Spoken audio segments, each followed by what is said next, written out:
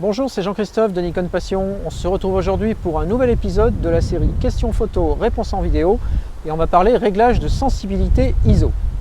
Je vous rappelle que vous pouvez me poser vos questions à l'adresse nikonpassion.com/questions sans S. Le slash, c'est la barre oblique vers la droite. Je sélectionne les questions les plus courantes et je vous apporte une réponse en vidéo.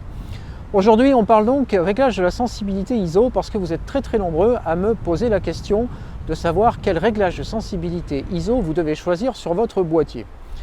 Alors vous me dites souvent, voilà le boîtier, est-ce que je dois caler à 200, à 800 ? On entend parler aujourd'hui de sensibilité extrême à 3002, 6004, 12008 et plus. Qu'est-ce que je dois utiliser parce que je suis paumé dans tous ces réglages-là ? Alors la réponse, elle est très simple. Vous utilisez toujours la sensibilité ISO la plus faible possible en fonction des conditions de prise de vue. Alors la plus faible possible, on sait ce que c'est. Si votre boîtier descend à 200, vous calez sur 200. Si c'est 100, vous vous calez sur 100.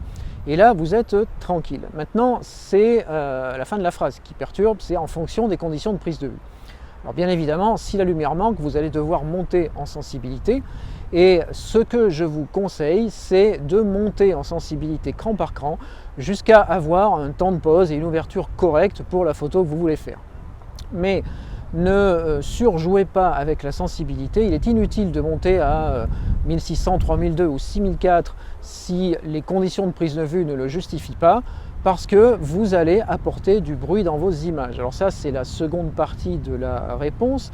Pourquoi est-ce qu'il faut toujours se caler sur la sensibilité la plus faible ? Eh bien tout simplement parce que c'est la valeur pour laquelle vous avez le minimum de bruit numérique dans vos images. Et le bruit, c'est l'ennemi du photographe, parce que ça apporte ces petits pointillés, ces petits picotements colorés dans l'image qui sont assez désagréables en général.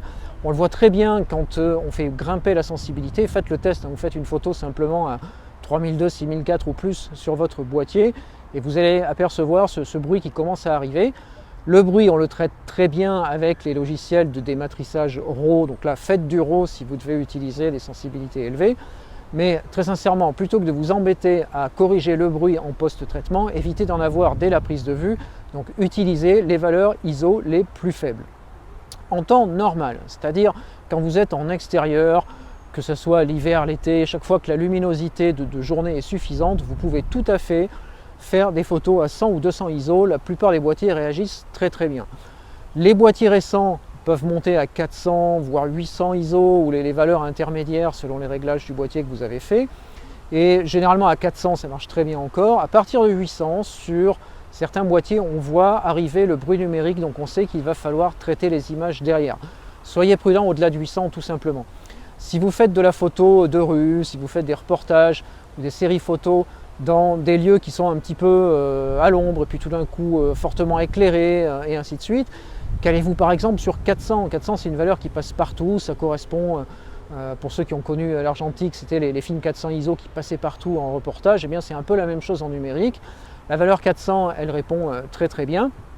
Et puis évitez les valeurs ISO au-delà de 1600, 3002 et plus, sauf cas extrême parce que c'est vraiment nécessaire, tout simplement parce qu'il va falloir post-traiter derrière.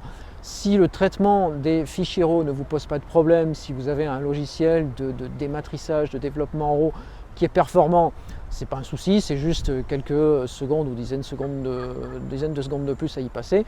Si vous ne l'avez pas, eh bien évitez tout simplement d'utiliser ces sensibilités-là. Voilà donc la réponse très succincte à la question, c'est quelle sensibilité ISO utiliser ? Eh bien toujours la plus faible possible en fonction des conditions de prise de vue. Je vous invite à me poser vos questions en allant sur le site à l'adresse nikonpassion.com/questions sans S. Et merci surtout pour les retours que vous me faites sur cette série vidéo. Vous êtes des milliers à avoir vu les premières vidéos. Donc c'est vraiment un encouragement à continuer. Et c'est ce que je vais faire dans les semaines qui viennent. À très bientôt.